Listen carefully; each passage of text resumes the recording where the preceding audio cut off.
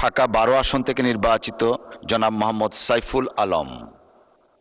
সাইফুল আলম।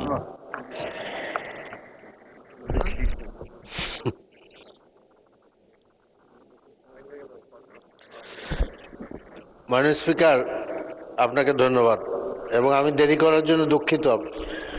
মাননীয় স্পিকার, আমি আমাদের 71 ধারায় যে বলেছিলাম যে আমরা দেখতে পাচ্ছি যে শরীফ ওসমান বিন হাদির যে মামলা, এই মামলার অধিকতর তদন্ত করা বলে বারবার এটার প্রতিবেদন দেওয়ার তারিখ পিছানো হয়েছে।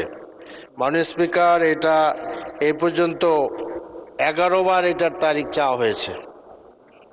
তো আমার প্রশ্ন হলো যে উক্ত মামলার তদন্তের বর্তমান অবস্থা কি এবং তদন্ত এত বিলম্বে সুনির্দিষ্ট কারণ কি, কেন তদন্ত এত লাগছে, এবং যে ভারতে আর 2 জন যাদের ব্যাপারে আমাদের দেশের পত্রপত্রিকা সহ সব জায়গায় সিসিটিভির ছবিতে দেখা গিয়েছে তারা